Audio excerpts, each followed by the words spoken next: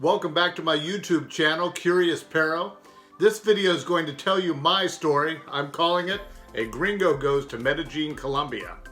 This is part of a series planning a trip to Colombia during uncertain times, as I am planning to return to Colombia at the end of May. I am looking back at previous trips to help me decide where I can go and what should I do for my future trip. I also thought it might be a benefit to you to hear about my past experiences. Before we get started, please subscribe to my channel so that you don't miss any of the adventures. I will see you on the other side of the introduction, and watch on.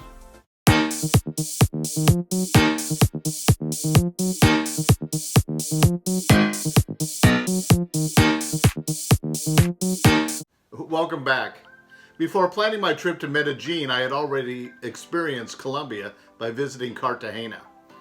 I talked about this trip in a previous video, and I'm referencing it up above. This entire series of videos is collected on my playlist of Curious Perro, and if you look down in the channel you can find it. I've appropriately titled it Planning a Trip to Colombia During Uncertain Times. This trip to Cartagena introduced me to Colombian culture, the country's natural beauty, and the importance of planning before, the logistics of taxi transportation, booking hotels, arranging air flight, and securing your money, or at least understanding how to. I now felt that I was ready to travel to the second largest city of Colombia, Medellin. As a non-Spanish speaking gringo from the United States, I spent a lot of time checking out videos on YouTube and talking to Colombianas that I met through the dating site called Colombian Cupid. I also have some friends at work who are Hispanic and often travel to and from Mexico. They gave me some practical advice that I will share with you. Note, when I say talking to women I met through Colombian Cupid, what I mean is we text back and forth through an app called WhatsApp. We exchange phone numbers, we get into WhatsApp, and we start talking via text on WhatsApp. For those who were bilingual, since I was not, we would also do video chatting and sometimes talk on the phone option on WhatsApp. WhatsApp is a free service. It's offered by Facebook. You should check it out. There are a number of things that I felt I must understand before I felt comfortable traveling to such a large city in Colombia.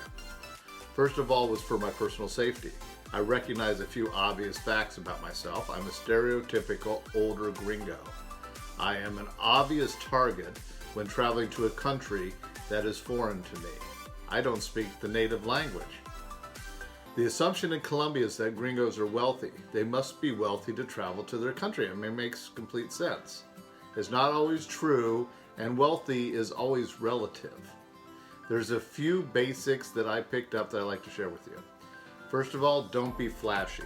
Don't wear jewelry, don't wear a watch of any value. The clothes that you wear, you don't want them to call attention to yourself. One YouTuber who I watch talks about and organizes trips for men to Colombia to party and womanize. He says it straight out. There is no reason that a gringo should be out at night after 7:30. Another thing is your money and how to separate it. You shouldn't be carrying all your money in one pocket. There should be different places on your person that you put the money. You might have one pocket that has small bills and change that you're going to buy little things, a soda, stuff like that. You might have another pocket where you have the larger denomination bills that if you wanted to buy something of some value, you can do so. You also might consider having a little pouch that you stick in your waistline that holds some money. Some people keep money in their shoes or in their hat. Should someone look at you as a target, that you don't look as obvious. If you're only paying for stuff with small amount of cash and you only have little bits, maybe you're not a good target. Maybe you're not a rich gringo. So you want to be very conservative when things like that occur. I would say at any one time, I may have a maximum of about $200 cash on me. Remember, you can carry your ATM card and you can go to ATMs and get cash out. I mean, you don't need to be carrying a lot of cash on your person. The other thing to recognize is that most stores, shops, and retailers in Colombia take credit cards. Get a credit card that doesn't charge an international currency fee and use the credit card to buy things at all the different retailers. I have a card from US Bank. It serves my purpose. Never pay with a debit card.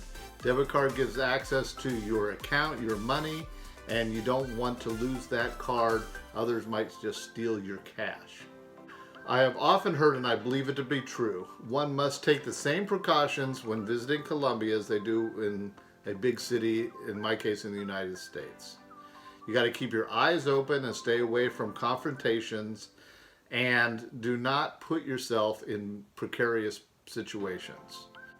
I also recognize that I do not party, chase women in Colombia, make use of drugs. I don't go out at night to discos or bars, and I don't invite women up to my room. If you go to Colombia to do these things, then there are risks that you are taking that I can't really offer any suggestions how to overcome. Personally, I've seen too many of those TV shows where the Gringo is detained in a foreign jail. I'm too old for that stuff. I apologize, but due to the length of the content, I'm going to have to continue this to the next video. Please, before you go, subscribe to the channel, and I will see you next time. Watch on.